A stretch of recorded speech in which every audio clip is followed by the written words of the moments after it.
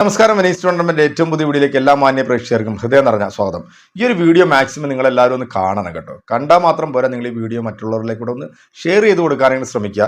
പ്രത്യേകിച്ച് നമ്മുടെ ഈ കാസ വിഭാഗത്തിലുള്ള ആൾക്കാരുണ്ടെന്നുണ്ടെങ്കിൽ ഈ വീഡിയോ മസ്റ്റായിട്ട് ഒന്ന് കാണുക. പിന്നെ നമ്മുടെ ക്രൈസ്തവ സഭകൾക്ക് വേണ്ടി ഇപ്പോൾ ഏറ്റവും കൂടുതൽ സംസാരിക്കുന്ന ഒരു പ്രസ്ഥാനം ഏതാണെന്ന് വെച്ചാൽ അത് BJP ആണ്. കാരണം നമുക്ക് വേറെ ഒരു ഓപ്ഷൻ ഇല്ല. കാരണം അവർക്ക് വേണ്ടി ഏറ്റവും കൂടുതൽ സംസാരിക്കുകയും അവർക്ക് വേണ്ടി പണിയെടുക്കുകയും ചെയ്യുന്നത് ഇവരാണെന്നുള്ളത് നമുക്കറിയാം. പ്രത്യേകിച്ച് നമ്മുടെ കേരളത്തിലുള്ള ചില BJPയുടെ ഇപ്പോഴത്തെ ചില നേതാക്കന്മാരും കൂടെ ഈ വീഡിയോ ഒന്ന് കാണുന്നത് നല്ലതായിരിക്കും. അതിൽ ഏറ്റവും പ്രധാനപ്പെട്ട ചില വ്യക്തികളുടെ പേരെടുത്ത് പറയാം. ഒന്ന് നമ്മുടെ PC ജോർജ്, അതോടൊപ്പം തന്നെ അനിൽ ആന്റണി, അങ്ങനെയുള്ള ചില വ്യക്തികളുണ്ടല്ലോ, സുരേഷ് ഏട്ടൻ, ഇവരെ പോലുള്ള ആൾക്കാരൊക്കെ ഈ ഒരു വീഡിയോ ഒന്ന് കാണണം. കഴിഞ്ഞ ദിവസം തെലങ്കാനയിൽ നടന്നിട്ടുള്ള ഒരു സംഭവത്തെ കുറിച്ചിട്ട് നമ്മളെല്ലാവരും ഒരുപാട് മാധ്യമങ്ങളൊന്നും ഇതിനെക്കുറിച്ചിട്ട് ചർച്ച ചെയ്യുകയോ അല്ലെങ്കിൽ ഒരുപാട് മാധ്യമങ്ങളൊന്നും ഇതിനെക്കുറിച്ചിട്ട് വീഡിയോ കാണിക്കുകയോ ചെയ്തിട്ടില്ല എന്നുള്ളത് വളരെ ദൗർഭാഗ്യകരം എന്ന് മാത്രമേ നമുക്ക് പറയാൻ പറ്റത്തുള്ളൂ. തെലങ്കാനയിലെ മദർ തെരേസയുടെ ഒരു ഇംഗ്ലീഷ് മീഡിയം സ്കൂള് ചില സംഘപരിവാർ തീവ്രവാദികൾ കയറി അടിച്ച് നശിപ്പിക്കുന്ന ചില വീഡിയോകൾ എനിക്ക് തോന്നുന്നു കേരളത്തിൽ ആദ്യം ഈ ഒരു വീഡിയോ കാണിച്ചതെന്ന് പറഞ്ഞാൽ മീഡിയ വൺ എന്ന് പറയുന്ന ഒരു ചാനൽ മാത്രമേ ഉള്ളൂ. കാരണം മീഡിയ വൺ എന്ന് പറയുന്ന ചാനൽ നിഷ്പക്ഷമായിട്ട് വാർത്തകൾ ചെയ്യുന്നതുകൊണ്ട് ആ ചാനലിനെതിരെ ഇവർ കാണിച്ചിട്ടുള്ള തോന്നിയാസങ്ങൾ എന്തൊക്കെയാണെന്നുള്ളത് നമുക്ക് എല്ലാവർക്കും വളരെ വ്യക്തമായിട്ട് അറിയാം. എന്നാൽ ഭയപ്പെടാതെ അവർ ഇതുപോലുള്ള ചില വാർത്തകൾ പ്രേക്ഷകർക്ക് മുന്നിലേക്ക് എത്തിക്കുന്നു എന്നുള്ളത് തന്നെയാണ്. അപ്പോൾ അത്തരത്തിലുള്ള വാർത്തകളൊന്നും ഇവിടുത്തെ ചില ഈ പറയുന്ന എന്താ പറയുക മാധ്യമങ്ങളൊന്നും കാണിക്കത്തില്ല. കാരണം അവരെല്ലാം ഒരു പക്ഷേ ചിലപ്പോൾ സംഘപരിവാറിനൊക്കെ അനുഭാവമായിട്ട് നിൽക്കുന്ന ചില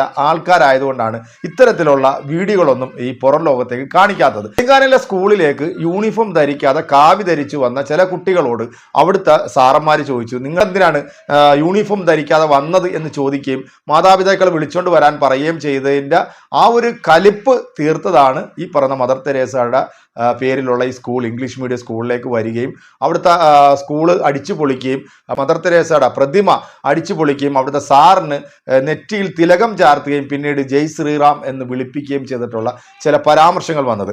നമുക്ക് ഈ സുനിത ദേവദാസ് എന്ന് പറയുന്ന ഒരു സോഷ്യൽ മീഡിയ മാധ്യമ പ്രവർത്തകയെ കുറിച്ചിട്ട് അറിയാലോ അല്ലേ. വളരെ നിഷ്പക്ഷമായിട്ട് വാർത്തകൾ കൊടുക്കുന്ന ആ ഒരു മാധ്യമ പ്രവർത്തക തന്നെയാണ് സുനിത ദേവദാസ്. കാരണം ഇവർ സാധാരണ സംഘികൾക്കെതിരായിട്ടുള്ള വാർത്തകളാണ്, സംഘികൾക്ക് അനുകൂലമായിട്ട് എന്തെങ്കിലുമൊക്കെ നമ്മളെ കൊണ്ട് ചെയ്യാൻ പ്രേരിപ്പിക്കുന്ന തരത്തിലുള്ള പ്രവർത്തികൾ ഈ കൂട്ടലിൽ നിന്ന് നമുക്ക് കാണുന്നില്ല. അതുകൊണ്ടാണ് നമ്മൾ നിരന്തരം ഇങ്ങനെയുള്ള വാർത്തകൾ സാധാരണ ചെയ്യാറ്. എത്ര പഠിപ്പിക്കുന്ന ഒരു സാറിന് ഏറ്റിട്ടുള്ള ചില പീഡനങ്ങളും അദ്ദേഹത്തിൻ്റെ ഒരു വോയിസ് ക്ലിപ്പ് അടക്കം സുനിത ദേവദാസ് ഒരു വീഡിയോ ചെയ്തിട്ടുണ്ട്. ആ വീഡിയോ പൂർണ്ണമായിട്ട് എൻ്റെ പ്രിയപ്പെട്ട പ്രേക്ഷകർ നിങ്ങളൊന്ന് കണ്ടു നോക്കിയിട്ട് ഈ കാസ കൂസ വിഭാഗത്തിൽപ്പെട്ട ആൾക്കാരും അതുപോലെ ഇങ്ങനെ ഇവർക്ക് വേണ്ടി ഇങ്ങനെ മുറവിളി കൂട്ടുന്ന ചില ക്രിസ്സംഗികളുണ്ടല്ലോ, അവരൊക്കെ ഇതൊന്ന് കണ്ടതിന് ശേഷം നിങ്ങൾ തന്നെ അങ്ങോട്ട് വിലയിരുത്തുക. 2024 ലോക്സഭാ തെരഞ്ഞെടുപ്പിൽ BJP അധികാരത്തിൽ വന്നു കഴിഞ്ഞാൽ എന്തായിരിക്കും ഈ രാജ്യത്ത് ഇനി അരങ്ങേറാൻ പോകുന്നത് എന്നുകൂടെ അഭിപ്രായങ്ങൾ കമന്റുകൾ അറിയിക്കുക. അപ്പൊ നമുക്ക് നേരെ വീഡിയോയിലേക്ക് പോകാം. ഇന്നലെ 10 പേരെ ആദ്യം കൊണ്ടുവന്നു. പിന്നെ കേട്ടവരായിട്ട് 10,000 പേര് വന്ന് സ്കൂളൊക്കെ തകർത്തു. ക്ലാസ്സൊക്കെ ഒത്തിരി അടിച്ച് എനിക്കിട്ട് അടിച്ചു കുറെ. രാമനവമിയായിരുന്നു. സൂര്യകിരണങ്ങൾ നേരിട്ട് അയോധ്യയിലെ രാമവിഗ്രഹത്തിന്റെ നെറ്റിയിൽ സെക്കൻഡുകളോളം പതിച്ച പുണ്യ ദിവസം. ആ ദിവസം കുറേ സംഭവങ്ങൾ അരങ്ങേറി. നമ്മുടെ ദൂരദർശന്റെ ലോകം പൂർണ്ണമായും കാവിയിൽ മുങ്ങി. ലോകമാറ്റം മാത്രമേ ബാക്കിയുണ്ടായിരുന്നുള്ളൂ. ഇക്കഴിഞ്ഞ ദിവസമാണ് തെരഞ്ഞെടുപ്പ് കാലമായിട്ട് പോലും ദ കേരള സ്റ്റോറി എന്ന കേരളത്തെ അപമാനിക്കുന്ന പ്രൊപ്പഗാൻഡ സിനിമ അവിടെ പ്രദർശിപ്പിച്ചത്. എന്തുകൊണ്ടാണ് നമ്മൾ കാവിയെ ഭയക്കുന്നത്, വെറുക്കുന്നത്, അകറ്റി നിൽക്കുന്നത് എന്നതിന്റെ ഒരു തെളിവുണ്ടായി. അല്ലേ, ദൂരദർശൻ കാണിക്കാത്ത, നരേന്ദ്രമോദി അറിയാത്ത, അനിൽ ആന്റണി അറിയാത്ത, സുരേഷ് ഗോപി അറിയാത്ത, രാജീവ് ചന്ദ്രശേഖരനോ ഏഷ്യാനെറ്റോ അറിയാത്ത ഒരു മഹാസംഭവം അരങ്ങേറി. ഒരു മുഖ്യധാരാ മാധ്യമവും ഇത് ജനങ്ങളെ അറിയിക്കാൻ പോകുന്നുമില്ല. അതിനാൽ ഈ വീഡിയോ കാണുന്ന നിങ്ങളോട് ഞാൻ അഭ്യർത്ഥിക്കുന്നത്, നിങ്ങൾ ഇത് ഷെയർ ചെയ്ത് പരമാവധി മനുഷ്യരെ കാണിക്കണമെന്നതാണ്. തെലങ്കാനയിലെ ക്രിസ്ത്യൻ മാനേജ്മെന്റ് നടത്തുന്ന ഒരു സ്കൂളിന്റെ പേരും സ്കൂളിൽ പ്രതിഷ്ഠിച്ചിരിക്കുന്ന പ്രതിമയും മദർ തെരേസയുടേതാണ്. Mother Teresa English medium school. മുഖ്യധാരാ മാധ്യമവും നിങ്ങളെ കാണിക്കാത്ത സംഭവങ്ങളാണ്. സ്കൂളിലേക്ക് 100ഓളം സംഘപരിവാറുകാർ കാവിയും അണിഞ്ഞെത്തുന്നു. സ്കൂൾ തല്ലി തകർക്കുന്നു. മദർ തെരേസയുടെ പ്രതിമ തച്ചു തകർക്കുന്നു. പ്രിൻസിപ്പാലിനെ തല്ലുന്നു, മാനേജറെ തല്ലുന്നു. ഇതുകൊണ്ടൊന്നും തീർന്നില്ല. ഹനുമാൻ സാമീസ് പ്രവർത്തകർ കെട്ടിടത്തിന്റെ മുകളിൽ കാവി കൊടി കെട്ടുന്നു. മാനേജർ അച്ഛനെ കുറി തൊടുവിക്കുന്നു, ജയ് ശ്രീറാം വിളപ്പിക്കുന്നു. എന്നിട്ട് ഈ അക്രമികൾ അടങ്ങിയുള്ളൂ. അപ്പൊ നിങ്ങൾ വിചാരിക്കും വീഡിയോ തെളിവടക്കമുണ്ടല്ലോ, അക്രമികൾക്കെതിരെ കേസ് എടുത്തിട്ടുണ്ടാകുമെന്ന്. ഇല്ല, സ്കൂളിനും അച്ഛന്മാർക്കുമെതിരെ പല വകുപ്പുകളും ചേർത്ത് കേസെടുത്തിട്ടുണ്ട്.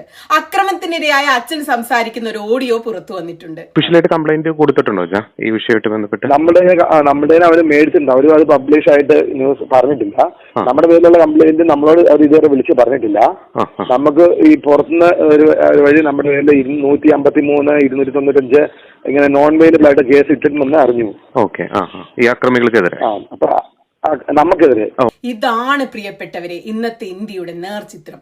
ഇത്തരം ഒരു നാട് സൃഷ്ടിക്കാൻ വേണ്ടിയാണ് BJP ഇവിടെ വോട്ട് ചോദിക്കുന്നത്, അധികാരത്തിൽ വരുന്നത്. ഇവിടെ പത്തനംതിട്ടയിൽ ഒരുത്തൻ മത്സരിക്കുന്നുണ്ടല്ലോ, അനിൽ ആന്റണി എന്ന് പറയുന്ന അയാൾ മത്സരിക്കുന്നത് ക്രിസ്ത്യാനികൾക്ക് തെലുങ്കാനയിലെ അവസ്ഥ കേരളത്തിലും ഉണ്ടാക്കി കൊടുക്കാൻ വേണ്ടിയാണ്. ഏതെങ്കിലും ഒരുത്തൻ ഈ സംഭവത്തെ കുറിച്ച് വാ തുറന്നു മിണ്ടുന്നത് നിങ്ങൾ കണ്ടോ? കാസക്കാര് മിണ്ടിയോ? PC ജോർജ് ഉണ്ടായിരുന്നല്ലോ, ഒരു PC ജോർജ്, പുള്ളി മിണ്ടിയോ? ഒരു തങ്ക കിരീടം മാതാവിന് ചാർത്താൻ കൊണ്ട് നടക്കുന്ന ഒരാളുണ്ടായിരുന്നല്ലോ, എവിടെ പോയി ആ ചങ്ങായി? ഈ സംഭവത്തെ കുറിച്ച് വല്ലതും മിണ്ടിയോ? സുൽത്താൻ ബത്തേരിയുടെ പേര് മഹാഗണപതി വട്ടം എന്നാക്കാൻ നടക്കുന്ന ഒരുത്തനുണ്ടായിരുന്നല്ലോ, എവിടെ പോയി? മിണ്ടിയോ? മണിപ്പൂരിലെ അക്രമങ്ങളെ ന്യായീകരിക്കുന്ന കുറെ അച്ഛന്മാരുണ്ടായിരുന്നല്ലോ, എവിടെ? കേരള സ്റ്റോറി എന്ന സിനിമ കാണിച്ച കുറെ അച്ഛന്മാരുണ്ടായിരുന്നല്ലോ, എവിടെ? അവരൊക്കെ എവിടെ? കാസക്കാരൊക്കെ മരിച്ചു മണ്ണടിഞ്ഞു പോയോ? ഒരു പ്രതികരണവും ഈ വിഷയത്തിൽ കാണുന്നില്ലല്ലോ. അവന്മാരൊന്നും ഈ വിഷയം അറിഞ്ഞിട്ടേയില്ലേ? ന്യൂസിൽ അന്നേരം വിട്ടേക്കുന്ന പിന്നെ നമ്മള് പിള്ളേരെ ഇതിട്ട് ഈ ഹനുമാൻ ദീക്ഷ ഡ്രസ് ഇട്ട് കൊണ്ട് നമ്മൾ അവരെ പണിഷ്മെന്റ് കൊടുത്തു, ക്ലാസ് റൂമിൽ നിന്ന് പുറത്താക്കി. ഒരു ഇത് പറഞ്ഞേക്കും നമ്മൾ ഗേറ്റിന് മുമ്പിൽ കൊണ്ട്, സ്കൂളിന്റെ ഗേറ്റിന്റെ മുമ്പിൽ കൊണ്ട് നിർത്തി. വേറെ എന്ന് പറഞ്ഞേക്കും നമ്മൾ ഫോഴ്സ്ഫുള്ളി അവരുടെ ഈ ഹനുമാൻ ദീക്ഷ ഡ്രസ് റിമൂവ് ചെയ്തിട്ട് പിന്നെ സിവിൽ ഡ്രസ് ഇടിയിപ്പിച്ചു എന്നൊക്കെ പറഞ്ഞേക്കുന്നത്. ഇങ്ങനെയൊന്നും ഒരു കാര്യം നടന്നു. ഈ തെരഞ്ഞെടുപ്പിന് നമ്മളുടെ ജീവന്റെ വിലയുണ്ട്. തിരുവനന്തപുരത്തെയും തൃശ്ശൂരിലെയും പ്രിയപ്പെട്ട മനുഷ്യരെ BJPയെ ജയിപ്പിക്കരുത്. ബാക്കി എവിടെയും അവർ വിജയത്തിന്റെ 7 അയലത്ത് പോലും ഇല്ല എന്നതുകൊണ്ടാണ് തിരുവനന്തപുരം തൃശ്ശൂരും എടുത്തു പറയുന്നത്. നമ്മുടെ നാടിനെ, നമ്മുടെ ഭരണഘടനയെ, ഭരണഘടനാ സ്ഥാപനങ്ങളെ, ന്യൂനപക്ഷങ്ങളെയൊക്കെ സംരക്ഷിക്കാൻ വേണ്ടി BJPക്ക് എതിരായി തന്നെ ജനവിധി രേഖപ്പെടുത്തേണ്ടതുണ്ട്. പക്ഷെ ഞാൻ ആദ്യം ചോദിച്ച ചോദ്യത്തിൽ തന്നെ നിൽക്കുകയാണ്. ഇവിടെ നിരന്തരം വർഗീയ വിദ്വേഷ പ്രചാരണങ്ങൾ കെട്ടഴിച്ചു വിട്ടുകൊണ്ടിരിക്കുന്ന കാസ എവിടെ പോയി? ഈ കാസ ഈ മദർ തെരേസയുടെ പ്രതിമ തകർത്തതും സ്കൂളിൽ കയറി അച്ഛനെ തല്ലിയതൊന്നും ഇവരെ അറിഞ്ഞില്ല എന്നുണ്ടോ? എവിടെ പോയി അനിൽ ആന്റണി? എവിടെ പോയി സുരേഷ് ഗോപി? എവിടെ പോയി രാജീവ് ചന്ദ്രശേഖർ? എവിടെ പോയി രാജീവ് ചന്ദ്രശേഖറിന്റെ ചാനൽ ഏഷ്യാനെറ്റ്? ഇവർക്ക് ആർക്കും ഇതൊരു വാർത്ത പോലും അല്ലല്ലോ. നിങ്ങൾ മീഡിയ വൺ ഒഴികെയുള്ള ഏതെങ്കിലും ചാനലിൽ ഈ വാർത്ത മലയാളത്തിൽ കണ്ടോ? ഞാൻ കണ്ടില്ല. മീഡിയ വൺ മാത്രമാണ് ഇത് റിപ്പോർട്ട് ചെയ്ത് കണ്ടത്. ഈ വീഡിയോ നിങ്ങൾ പൂർണ്ണമായിട്ട് കണ്ടല്ലോ അല്ലേ? ഇതിനകത്ത് വളരെ ഗൗരവമായിട്ട് നമ്മൾ ചിന്തിക്കേണ്ട ചില വിഷയങ്ങളുണ്ട്. 2024 ലോക്സഭാ തെരഞ്ഞെടുപ്പ് ഓരോ മനുഷ്യൻ്റെയും ജീവമരണ പോരാട്ടമാണ്. കാരണം നമ്മുടെ നിലനിൽപ്പാണ് ഈ ഒരു ഇലക്ഷൻ. അതുകൊണ്ട് തന്നെ നമ്മൾ ഈ രാജ്യത്തെ എല്ലാ മതവിഭാഗങ്ങളെയും ഒരേപോലെ കാണാൻ കഴിവുള്ള ഒരു ഭരണത്തെ നമ്മുടെ രാജ്യത്തേക്ക് കൊണ്ടുവരാനായിട്ടുള്ള ഒരു തയ്യാറെടുപ്പ് എടുക്കേണ്ട ഒരു സമയം കൂടിയാണിത്. ഈ സമയത്താണ് ഇതുപോലെയുള്ള ചില കൃസംഗികളായിട്ടുള്ള ചില ആൾക്കാർ ഈ BJPക്കും അല്ലെങ്കിൽ ഈ പറയുന്ന സംഘപരിവാറിനും വേണ്ടി അനുകൂലമായിട്ട് നിൽക്കുമ്പോൾ അവർ തന്നെ ഈ സമയത്ത് പോലും ഇത്തരത്തിലുള്ള പ്രവർത്തികളാണ് കാണിക്കുന്നതെന്നുണ്ടെങ്കിൽ ഇനി അധികാരത്തിൽ വന്നു കഴിഞ്ഞാൽ എന്തൊക്കെയായിരിക്കും ഈ രാജ്യത്ത് നടക്കാൻ പോകുന്നത് എന്ന് മാത്രം മനസ്സിലാക്കിയാൽ മതി.